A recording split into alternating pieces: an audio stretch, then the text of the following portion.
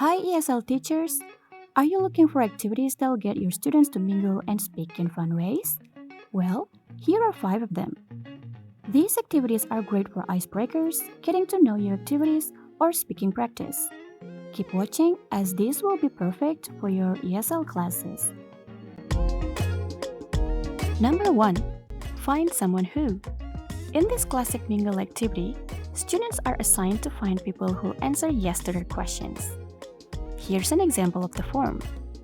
Don't forget to brainstorm the questions before the students start asking their friends around. It is important that they know how to ask the questions. When students eventually find someone who answers yes to the question, they write his or her name down on the paper. For a higher level class, students can find more information after they found someone who says yes. Encourage them to ask the WH questions. They can make their own questions, whatever they want to find out more about their friends. For example, Sarah says yes to the first question about living nearby. The students can ask where she lives. Or Dennis says yes, he has a big family. Then maybe the students can ask how many brothers or sisters he has.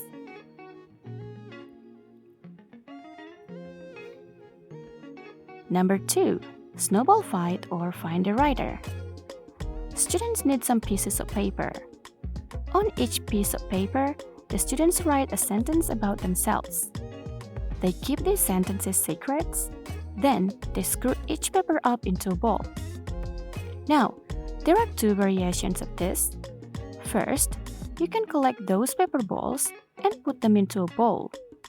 Then, the students take turn getting one paper ball at a time and find the writer of that sentence they get. Another variation is the snowball fight, and this will excite your students. Students stand up with their paper balls. They can either stand in a circle or you can divide them into 2 teams facing each other.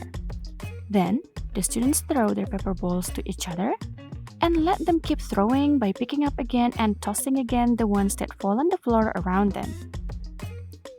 The students stop throwing when you tell them to stop. The next thing to do is to pick up a paper ball on the floor, read the sentence written on it, and find who wrote it. Make sure the students know how to change the sentences into questions. When a student finds the writer of a sentence, they must write his or her name on the paper, keep it, and pick up another paper ball. Encourage students to find as many writers as they can. Number 3. Class survey.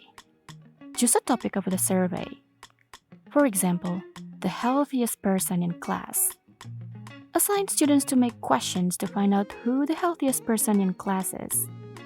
They can ask questions such as, do you drink coffee? How much water do you drink a day?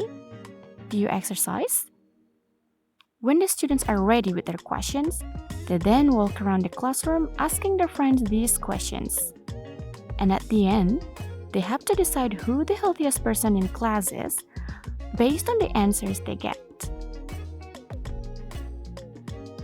Number 4. 20 questions or 10 questions. In this activity, the students have a secret word. For example, the class is learning about jobs. Each student is given a job or they can choose their own job. They keep this word a secret. Then, when the game starts, all students walk around the classroom and try to find out their friends' jobs by asking questions. The rule is they can only ask yes/no questions, and they can only ask 20 questions maximum to one person. If they cannot guess the job correctly after asking 20 questions, they have to give up. They can ask questions like, do you work outdoor?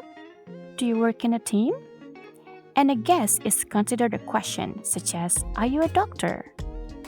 For a stronger class, you might want to challenge them more by only allowing them to ask up to 10 questions only, as 20 questions might be too boring or easy for them. That's why I sometimes call this activity 10 questions. Number 5. Onion rings or letters. This is a good activity to make sure that the students have the chance to speak to different people in class. There are 2 ways to do this. In the onion rings, students are divided into 2 equal-sized groups and form 2 circles, an inner circle and an outer circle. Organize them in a way that both circles are facing each other, which means that each student has a partner. When you give them a signal, the students start their discussion with their partner. Give them another signal, then they stop. Then the students on the other circle move one step to the right so that they all form new pairs. When you give them a new signal to start again, they start talking to their new partner. The second option, the letters, is basically the same idea, just a different setting.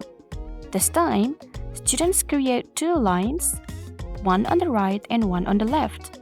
Then they face each other. Now everyone has a partner. In order to rotate, ask one of the students A to move from one end of the line to the other end. Then the rest of the members will have to just adjust by moving one step to the right or the left, depending on which end they move from and to. And that's it. They now have a different partner. So, those are 5 activities that will get your students to mingle and speak with each other in class. Don't forget that you can always modify these in any way you like, depending on the level of your students or their learning styles and interests. Good luck!